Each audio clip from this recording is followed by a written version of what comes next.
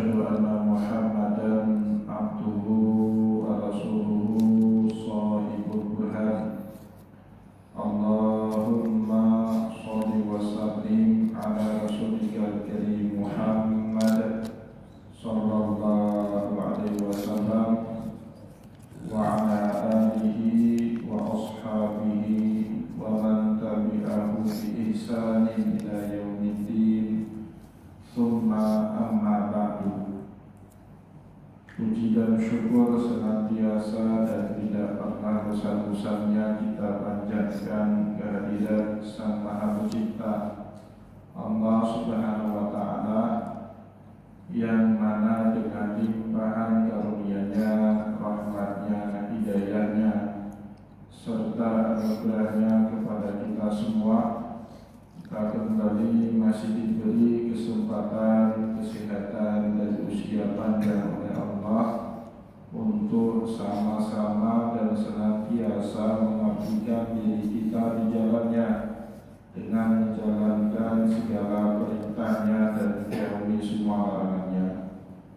Shalawat dan salam juga tidak pernah lupa pula kita haturkan kepada junjungan alam Nabi besar Muhammad sallallahu alaihi wasallam, di mana beliau telah bersabda dalam sebuah hadis, "Man salaka tariqan yaltamisu fihi ilman sahalallahu lahu bihi tariqan ilal jannah." Barang siapa yang meniti satu jalan untuk menuntut ilmu agama Allah, maka niscaya Allah Subhanahu wa Ta'ala mudahkan baginya jalan menuju ke surganya Allah.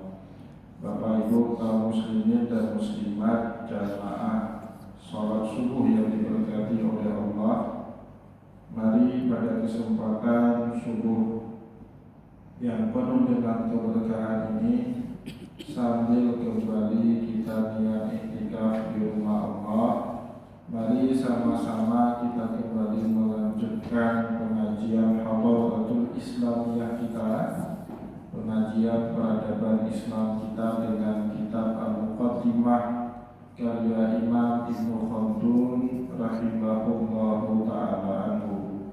Dan insyaallah pada kesempatan subuh yang berkah ini kita kembali akan melanjutkan bahasan kita, di mana Imam Ibnu Khaldun setelah membicarakan panjang lebar apa bedanya mukjizat dengan ilmu sihir atau juga ilmu santet, ilmu dukun, dan di mana mukjizat itu punya perbedaan yang sangat signifikan dengan ilmu sihir, ilmu dukun, di mana ilmu-ilmu itu dilarang untuk kita pelajari di dalam agama, karena mempelajari ilmu sihir, ilmu perdukunan, ilmu ramalan, ilmu santet mensyaratkan untuk kita menjauh dari Allah Subhanahu wa Ta'ala.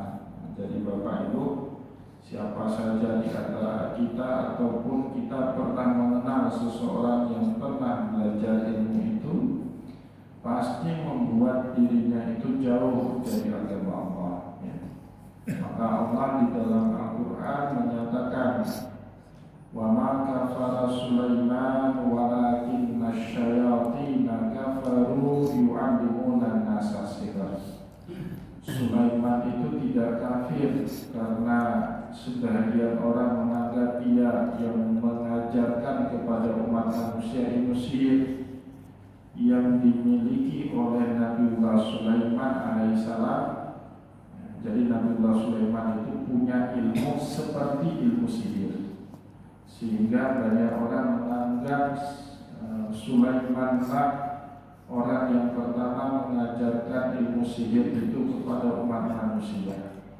Padahal yang dimiliki oleh Nabiullah Sulaiman yang terkesan seperti ilmu sihir itu bukanlah ilmu sihir, tetapi dia adalah mukjizat yang Allah anugerahkan kepada seorang nabi dan rasulnya. Inna sakharna lahu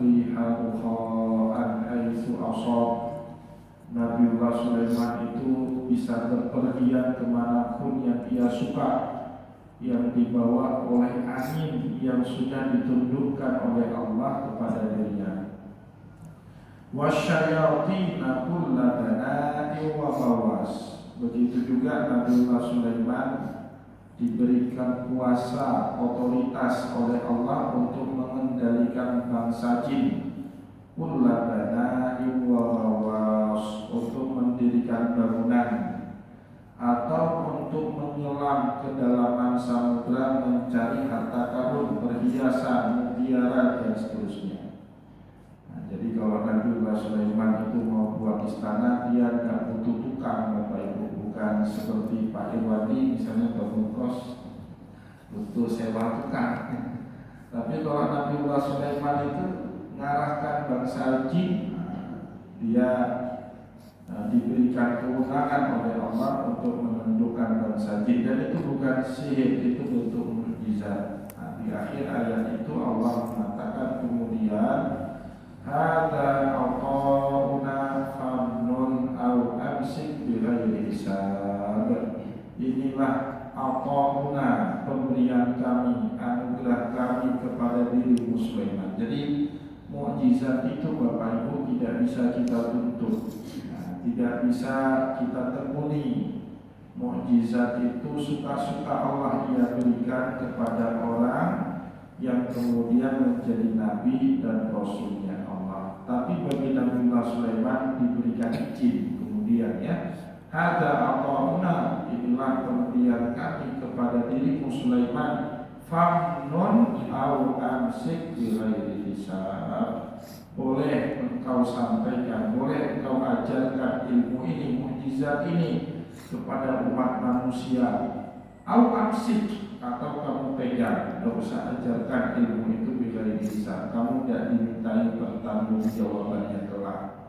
Tapi Bapak Ibu yang dimuliakan oleh Allah, Nabiullah Sulaiman sebagaimana juga nabi-nabi yang lain memilih opsi yang kedua, opsi untuk tidak mengajarkan mukjizat itu kepada umatnya, ya, sehingga mukjizat itu sampai akhir zaman Bapak Ibu hanya boleh dimiliki, hanya bisa dinikmati oleh mereka yang masuk sebagai nabi ataupun rasulnya Allah, ya.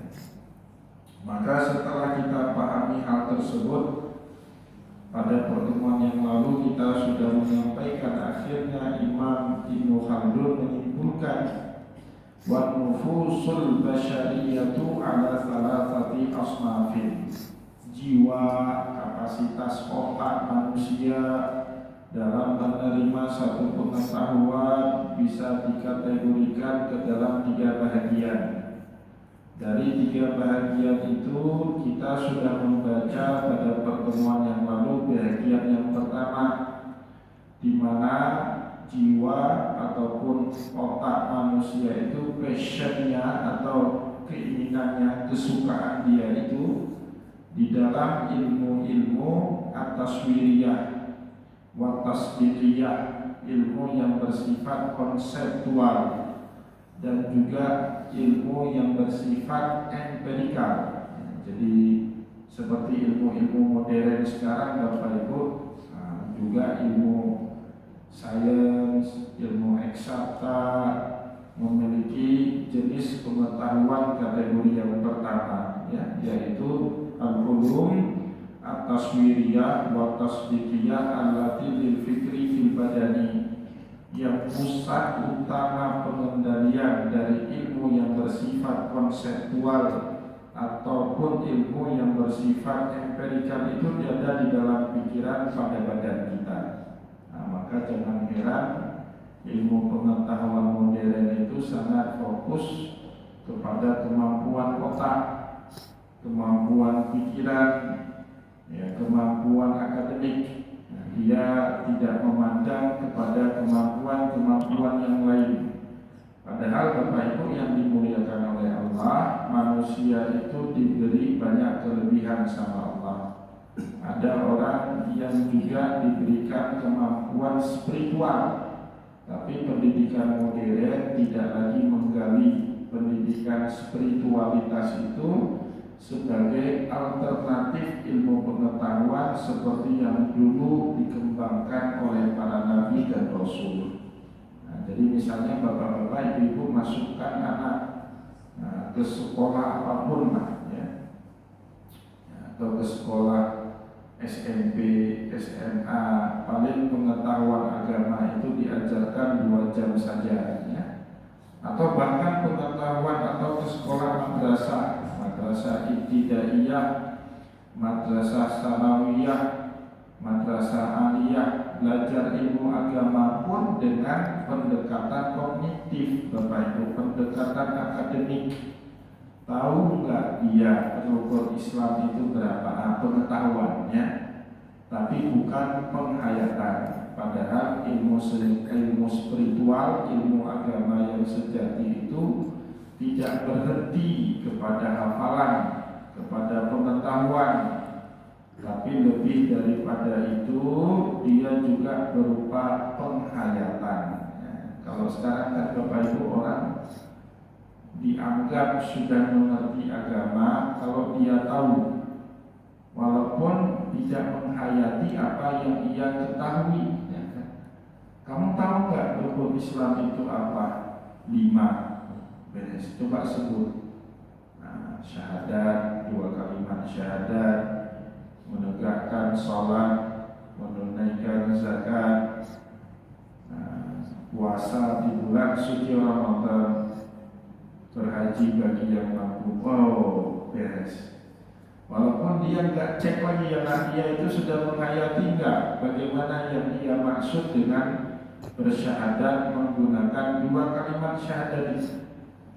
Kita di zaman modern Bapak Ibu tidak terlalu open kepada penghayatan. Yang kita openi itu pengetahuan. Kita tanya lagi, sholat, kamu tahu rukun sholat itu berapa? Tahu? Berapa rukun sholat? Dia bisa sebut. Rukun sholat itu ada 13, mulai dari niat, kemudian takbiratul ihram, kemudian baca al-fatihah, sampai yang terakhir salam, yang ditutup dengan salam. Tapi kita tidak lanjut pertanyaan apakah kamu menghayati enggak apa yang kamu ketahui itu. Bapak Ibu yang dimuliakan oleh Allah, kalaulah pelajaran agama itu sebatas pengetahuan, orang non-muslim pun kalau disekolahkan ke dalam agama atau sekolah Islam bisa mengetahui apa saja yang diketahui oleh anak-anak kita di bangku sekolah. Ya, misalnya Bapak Ibu kan dulu misalnya di sekolah ada pelajaran agama 2 jam, kan diajarkan pengetahuan. Misalnya ada anak Kristen, di pelajaran agama Islam 2 jam itu dia tetap ikut kelas, tidak keluar dari kelas.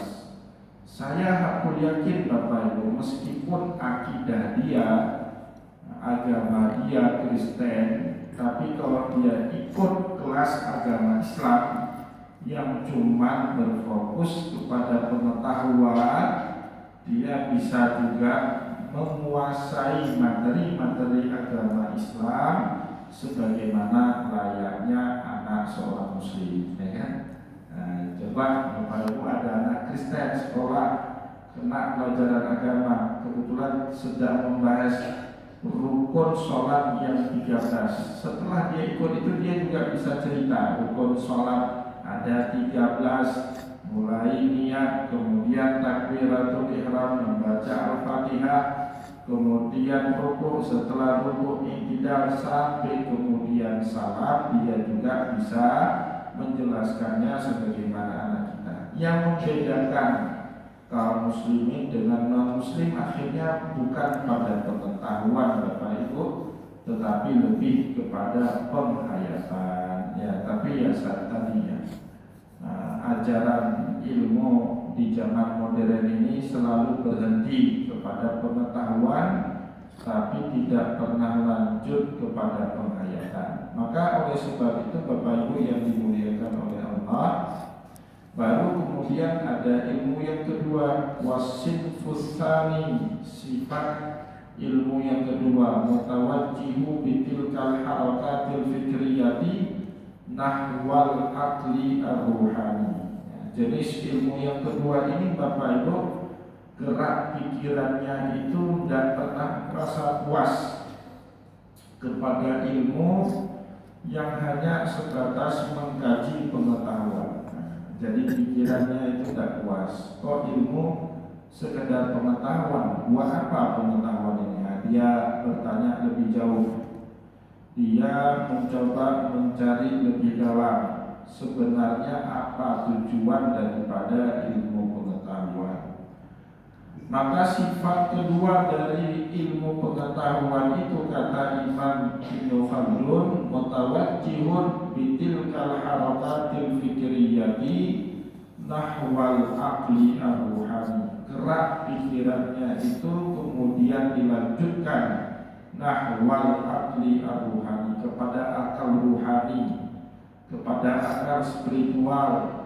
Dia merasa kering mempelajari ilmu ini, ilmu itu, tetapi tidak ada penghayatan. Lama kelamaan orang kalau tekun dalam belajar ilmu akhirnya merasa kering, merasa bosan. Dia tahu cara membuat bangunan karena menguasai ilmu engineering, tapi buat apa bangunan itu dia buat? Akhirnya dia melakukan banyak refleksi diri, mencari lebih tahu, mencari lebih jauh. Untuk apa sebuah bangunan itu dibangun seperti ini? Kenapa tidak seperti itu? Kalau bisa dimanfaatkan oleh umat manusia seperti itu, kenapa harus dibangunnya seperti ini? Nah, dia akan terus merefleksikan diri. Kalau Bapak Ibu sudah merasa kering dengan pengetahuan yang selama ini kita pelajari, kita ketahui, kita ingin mencari sesuatu yang lebih dalam, barulah pada saat itu kita masuk pada tahapan kedua daripada ilmu pengetahuan. Tahapan kedua dari ilmu pengetahuan inilah yang disebut oleh Imam Ibnu Khaldun dengan al-fikriyatu nahwal aqli ar-ruhani. Pikiran kita yang terus bergerak untuk mencari tahu pemaknaan spiritual dari segala pengetahuan yang kita miliki. Nah, itu sudah masuk kepada penghayatan kemudian Bapak Ibu ya, bukan lagi berhenti kepada pengetahuan. Wal idrakil ladzi la yaftakiru ilal alatil badaniyati.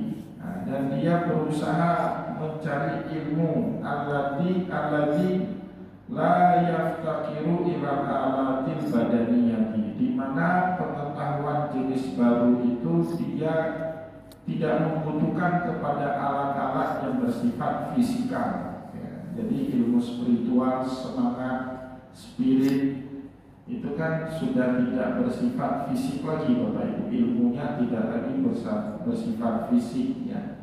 Mencari pemaknaan dari makna kehidupan, mencari pemaknaan kenapa kita harus ada di dalam kehidupan dunia. Nah, itu sudah tidak lagi ranah fisikal ya, sudah mencari sesuatu yang beyond the reason ya, dibalik daripada pengetahuan akliyah kita.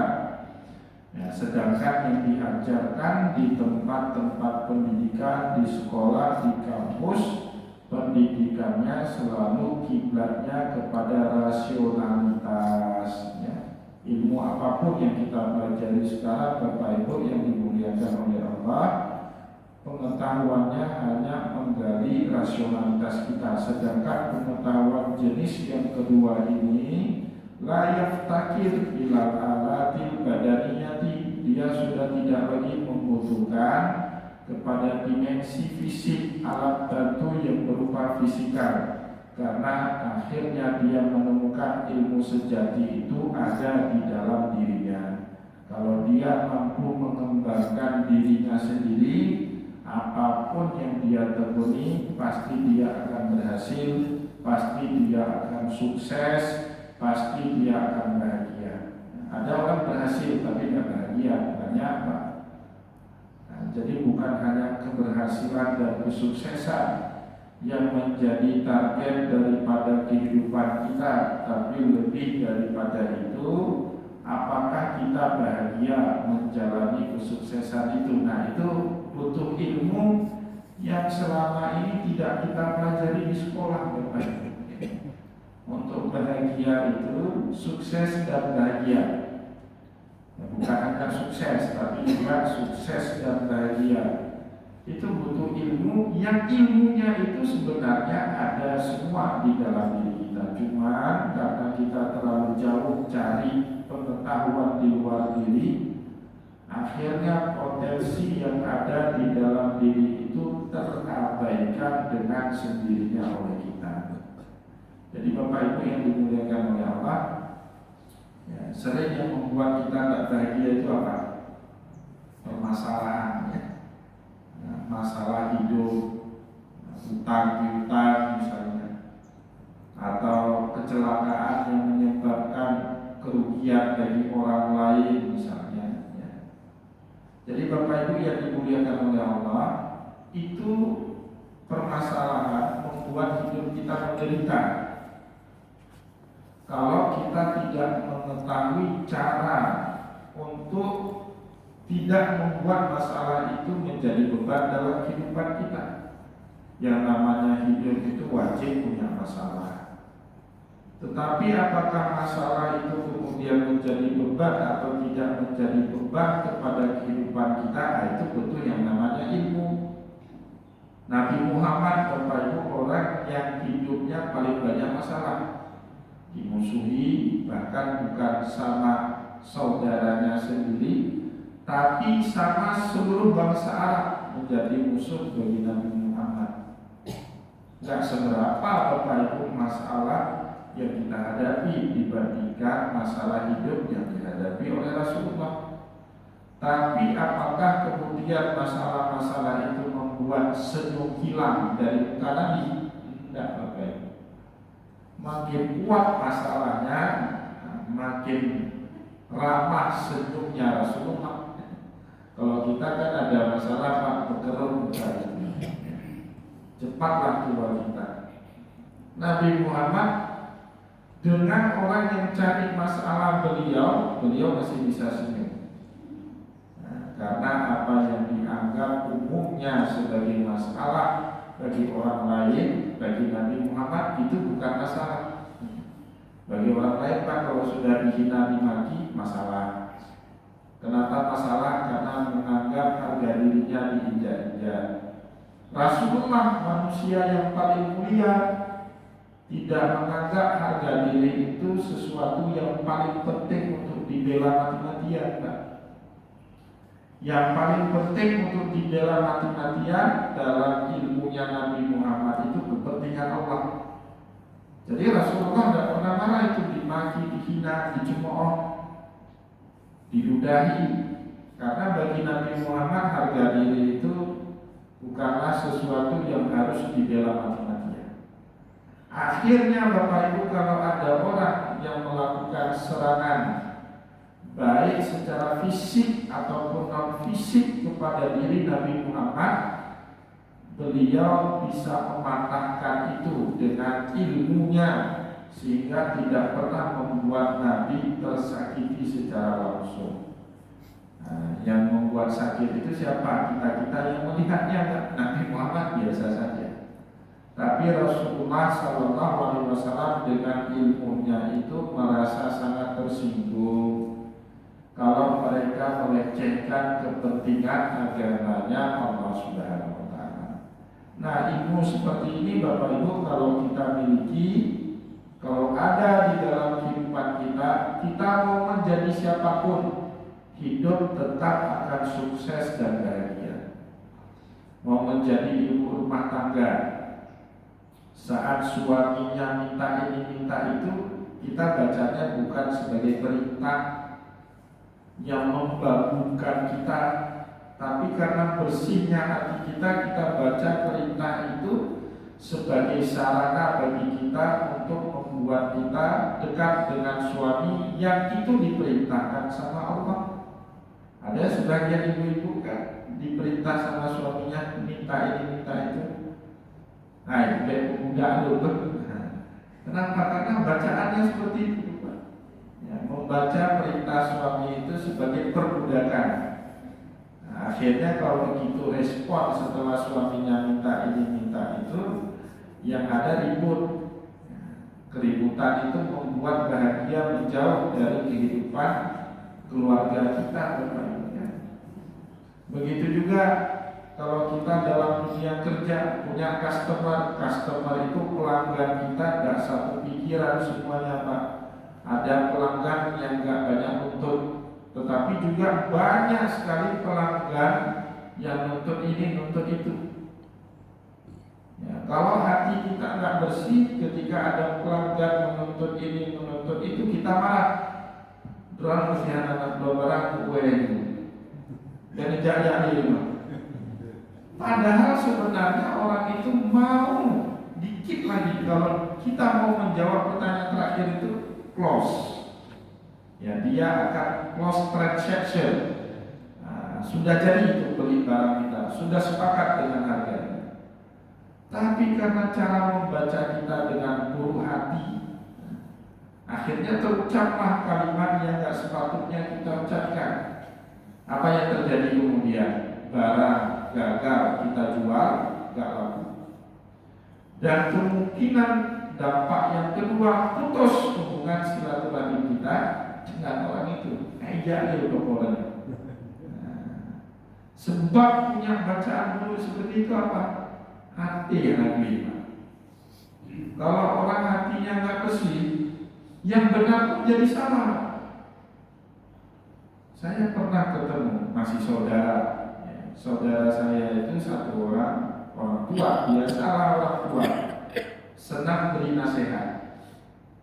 Yang namanya orang tua itu kalau ketemu anak muda senang beri nasihat, apalagi anak muda itu masih cucu dia. Pasti senang sekali orang tua membagi pengalaman hidupnya.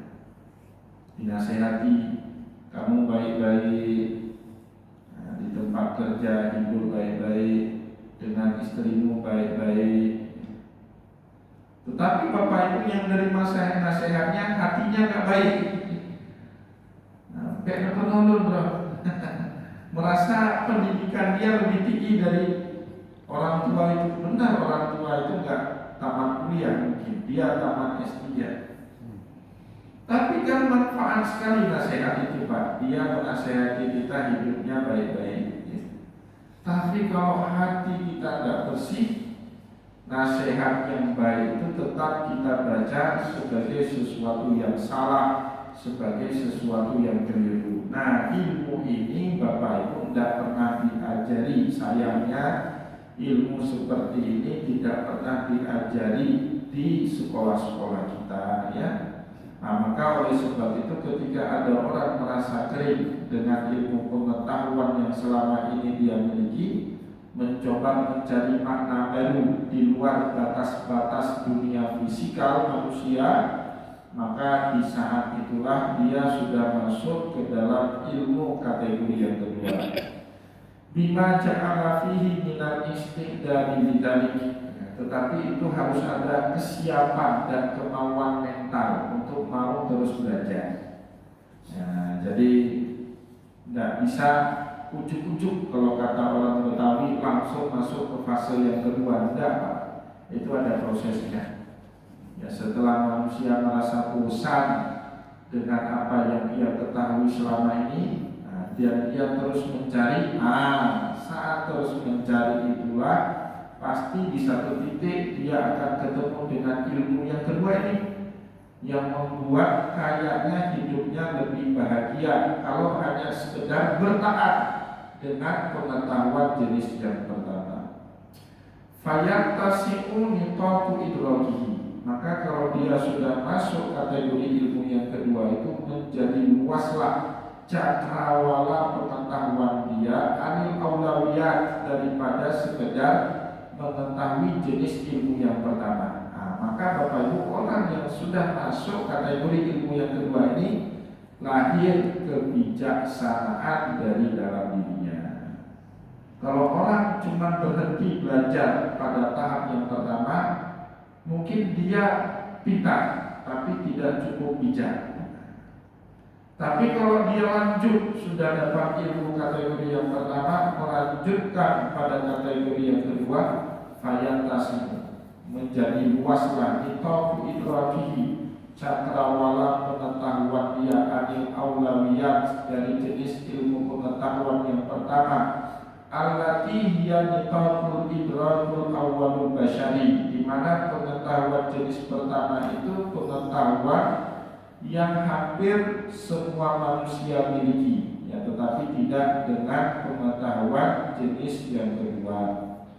Wa hadhihi madarikul ulama'il awliya, ya, maka jenis pengetahuan yang kedua inilah pengetahuan ulama-ulama yang juga sekaligus para walinya Allah.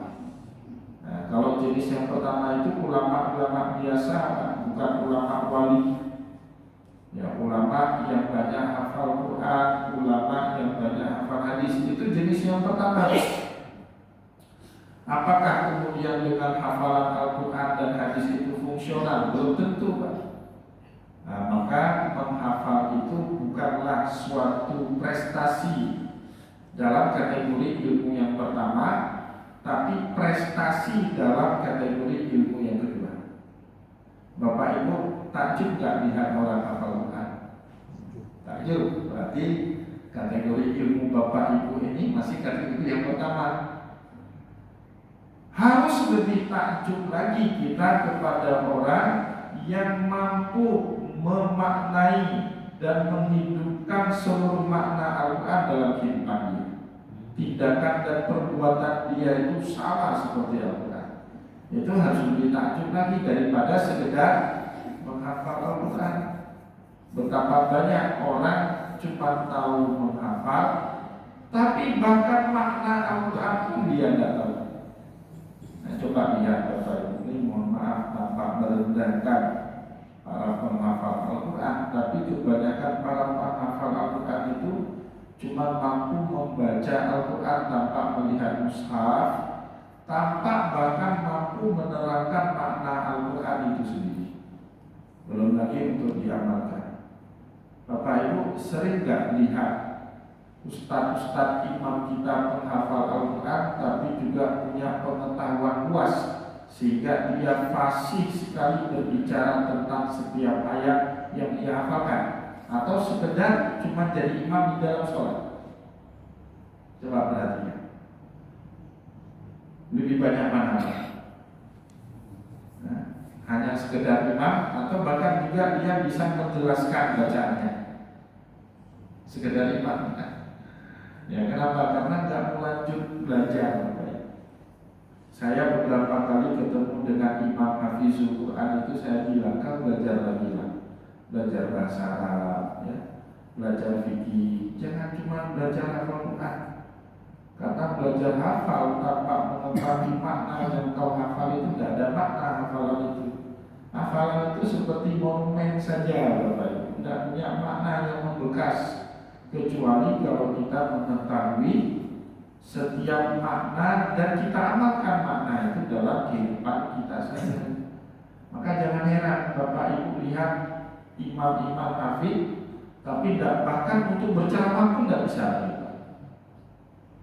Nah, yang lebih agak sedikit saya kritik sering itu, sudah tidak tahu makna, maunya kan pengajian guru-guru kita itu dihadiri, tapi mereka setelah mimpin sholat langsung pulang.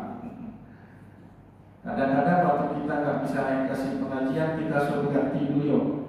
Nah, saya nggak bisa, Ustaz. Lah, kamu hafal Quran banyak, tapi saya nggak tahu makna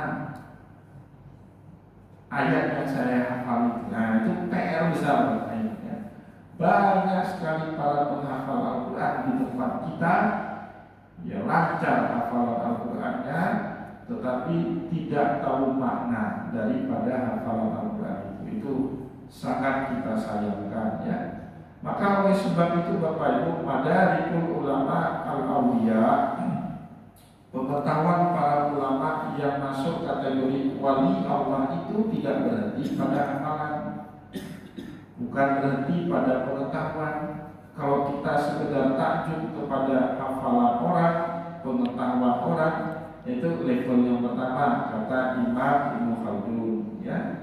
Tapi kalau kita bahkan takjub, dia bisa bahagia walaupun masalah hidupnya banyak, dia bisa sukses walaupun tanggungan beban hidup yang diurusinya banyak. Itu sudah masuk kategori yang kedua. Kalau kita sudah punya bacaan kepada itu, ya, wa ahlul ulum ad-diniyah wal ma'arif al-rabbaniyah.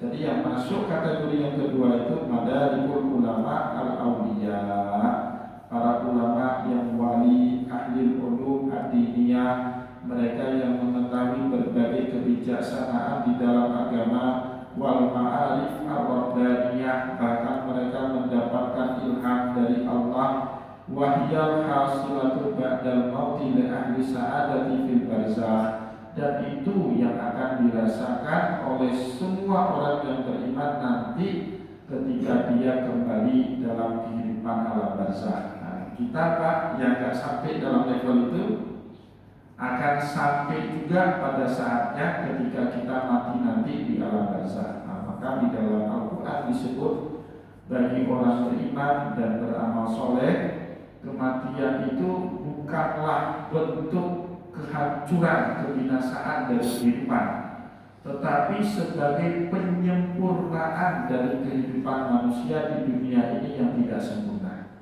Nah, jadi Pak, bagi kita orang-orang yang beriman dan orang beramal soleh ini, kematian itu penting.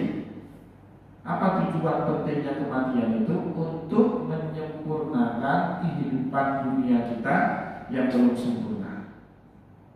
Dan itu kata Allah dalam Al-Quran, kullu nafsin dha'iqatul maut wa innama tuwaffawna ujurakum yaumal qiyamah, untuk menyempurnakan pahala dari amal soleh kehidupan kita yang belum sempat ia beri dalam kehidupan dunia. Kehidupan dunia ini kan ada aja Pak yang gak beres. Kita mau sholat berjamaah, mendengar bacaan imam gak beres. Kita mau kerja di kantoran, melihat teman kita main potong-potong duit proyek, nggak beres juga. Kita pulang ke rumah berharap punya tetangga yang baik, tetangga kita asik marah-marah aja. Pulang ke rumah berharap istri kita menyambut dengan senyum lebar, tangan hangat. Justru istri kita nyantai dengan daster bau terasi, nggak beres juga. Ya. Tempat beresnya semua itu di mana Pak? Ya saat kita meninggal nanti. Kalau kita menyikapi ketidakberesan dunia ini dengan sabar, dan ada yang sesuai dengan harapan kita, kita syukuri dengan nikmat, maka semua itu Bapak Ibu akan berbuah dengan kebahagiaan sempurna nanti pada saat kita masuk ke alam barzakh. Nah, jadi bagi kita yang awam ini akan juga sampai ke situ, tapi tidak di dunia, di alam barzakh. Tapi bagi para walinya Allah Bapak Ibu, dengan pengetahuan yang mereka miliki, mereka bahkan sudah bisa merasakan kebahagiaan seperti itu sebelum mereka mati. Itulah makna pengajian kemarin Bapak Ibu yang ikut pengajian Berawi itu, kenapa ada perintah Nabi kan, mutu qabla an tamut, matilah kamu sebelum nanti benar-benar kamu mati. Ya, mati di dunia itu menghilangkan segala macam bentuk aturan yang ada dalam pikiran kita. Kita tawakalkan semua bentuk aturan itu hanya kepada Allah Subhanahu wa Ta'ala. Itulah makna mati sebelum kita mati. Kalau kita melakukan itu, maka kita menjadi manusia yang paling bahagia dalam kehidupan dunia ini. Kata Rasulullah, an-nasunya, manusia itu hidup di dunia ini mimpi. Fa'idha matu intabahu, ketika dia mati baru dia terbangun dari mimpinya. Berarti real kehidupan yang sebenarnya bagi orang yang sudah masuk dalam ilmu jenis kedua ini bukan di dunia, tapi nanti ketika dia berada di alam barzakh. Semoga Bapak Ibu yang dimuliakan oleh Allah, apa yang telah kita sampaikan pada kesempatan subuh kali ini bermanfaat kepada kita semua. Dan insya Allah pada pertemuan yang akan datang baru kita masuk kepada jenis ilmu yang ketiga, ya. Dan itu hanya dimiliki oleh para nabi dan rasulnya Allah. Kompensasi punya ilmu yang ketiga ini mereka dianugerahkan oleh Allah Subhanahu wa taala berbagai mukjizat untuk mendukung kelancaran dakwah penyebaran agama Allah di muka bumi ini. Semoga apa yang telah kita sampaikan pada kesempatan subuh ini bermanfaat kepada kita semua. Saya mohon maaf jika ada yang tidak berkenan. Wallahu muwaffiq ila aqwamit thoriq wa nasrul minallah fatun karim. Wassalamualaikum